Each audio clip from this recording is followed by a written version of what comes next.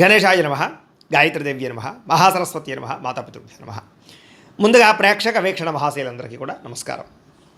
అయితే 19వ తారీఖు ఏప్రిల్ 2026 ఆదివారం నుండి 25వ తారీఖు ఏప్రిల్ 2026 శనివారం వరకు కూడా ఈ వారం ద్వాదశ రాశుల వారికి కూడా ఎలా ఉండబోతుందో చూద్దాం. ఇక తులారాశి వారి యొక్క ఫలితాలు. అయితే ఈ వారం మీ గోచార గ్రహగతులు కనుక చూసుకున్నట్లయితే కొంచెం ఇబ్బందికరమైన వాతావరణం కనపడుతుంది, జాగ్రత్తగా ఉండాలి. అకారణంగా వివాదాలు, కోపాలు కనపడుతున్నాయి. ఎవరితోటి గొడవలు పెట్టుకోకండి. తీసుకునే నిర్ణయాల విషయంలో ఇబ్బందులు కనపడుతున్నాయి కాబట్టి ఏదైనా నిర్ణయం తీసుకునేటప్పుడు జాగ్రత్తగా తీసుకోండి. ఏ పని ప్రారంభం చేసినా ఆలస్యంగానే పని పూర్తవుతుంది, జాగ్రత్త.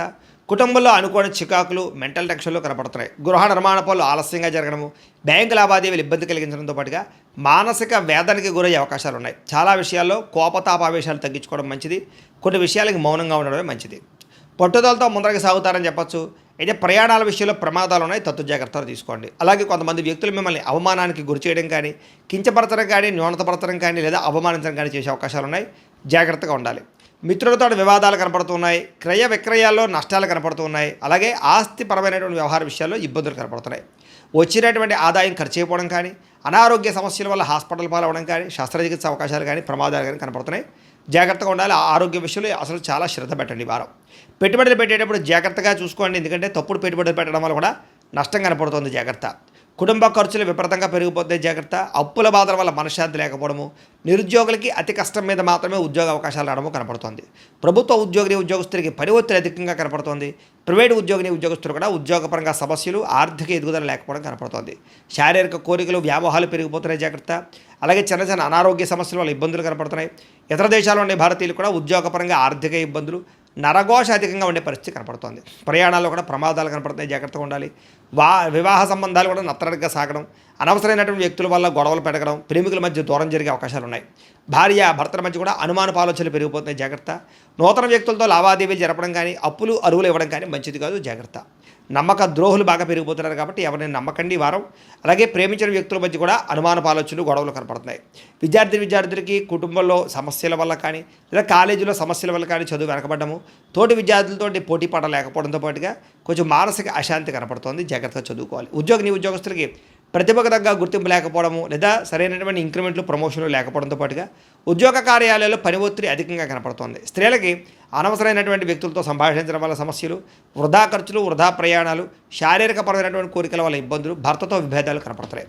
వ్యాపారస్తులకు వృత్తిపరంగా, వ్యాపారపరంగా అద్భుతమైనటువంటి అవకాశాలు వచ్చినా కూడా వినియోగించుకోలేకపోవడము, పెట్టుబడులు తగ్గ లాభాలు లేకపోవడము, రుణబాధలు పెరగడము, అరువులు అప్పులు పెరగడం జరిగే అవకాశాలు ఉన్నాయి. దీనివల్ల వ్యాపారంలో లాభాలు తగ్గే అవకాశం కనపడుతుంది కాబట్టి కాలాన్ని సద్వినియోగపరచుకోవాల్సిందిగా తెలియజేస్తుంది. అయితే ప్రేక్షకులకి ముఖ్యంగా మనకి ఏమిటయ్యా అన్నట్లయితే కనుక ఇప్పటిదాకా మేము చెప్పినటువంటి ఈ ఫలితాలన్నీ కూడా గోచార ఫలితాలు, అంటే ఈ రాశిలో ఉండేటటువంటి కోటాను కోట్ల మంది అందరికీ వర్తిస్తాయి కాబట్టి ఆ రకంగా వినే ప్రయత్నాన్ని చేయండి.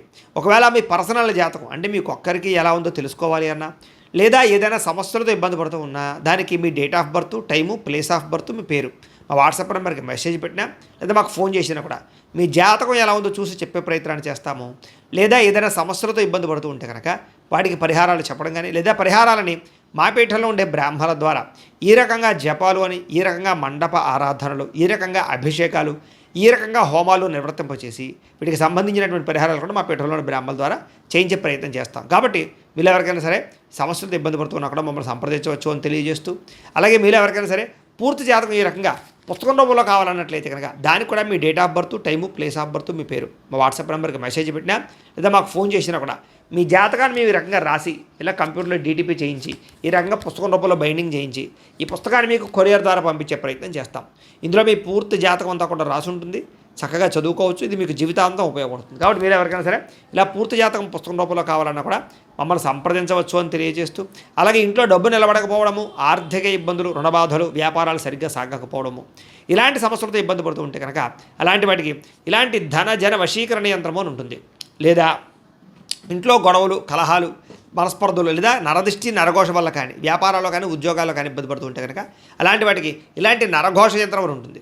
అలాగే ఇంట్లో మనశ్శాంతి లేకపోవడము, నిద్ర పట్టకపోవడము, పీడకలలు రావడము, లేదా శత్రువులు బెడద, కోర్టు వివాదాలు, ఆస్తి వివాదాలు, పోలీస్ కేసులతో ఇబ్బంది పడుతున్నా, లేదా ఎవరో మీ మీద ప్రయోగం చేసేసారు అనేటటువంటి అనుమానాలు ఉన్నా కూడా అలాంటి వాటికి ఇలాంటి శూలిని దుర్గా యంత్రం అని ఉంటుంది. కాబట్టి ఈ యంత్రాల్లో ఏ యంత్రం కావాల్సినా సరే మీరు మాకు గోత్రాల పేర్లు తెలియజేసినట్లయితే మీకు కావాల్సినటువంటి యంత్రానికి పూజలన్నీ కూడా చేయించి జపాలు హోమాలు చేయించి మీకు కావాల్సిన యంత్రాన్ని మీకు కొరియర్ ద్వారా పంపించే ప్రయత్నం చేస్తాం. కాబట్టి ఈ యంత్రాల్లో ఏ యంత్రం కావాల్సినా కూడా మమ్మల్ని సంప్రదించవచ్చు అని తెలియజేస్తూ, అలాగే ఇప్పటిదాకా మేము చెప్పినటువంటి ఈ ఫలితాలన్నీ కూడా మీకు దగ్గరగా వచ్చాయి లేదా అనే విషయాన్ని కింద కామెంట్ రూపంలో పెట్టండి.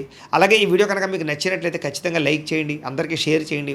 ఇంకా ఎవరైనా ఈ ఛానల్ కనుక సబ్స్క్రైబ్ చేసుకోకుండా ఉన్నట్లయితే కనుక కాస్త సబ్స్క్రైబ్ కూడా చేసుకోవాల్సిందిగా మనస్ఫూర్తిగా ఆశిస్తూ, గోబ్రాహ్మణేభ్యః శుభమస్తు నిత్యం, లోకా సమస్తాః సుఖినో భవంతు, స్వస్తి.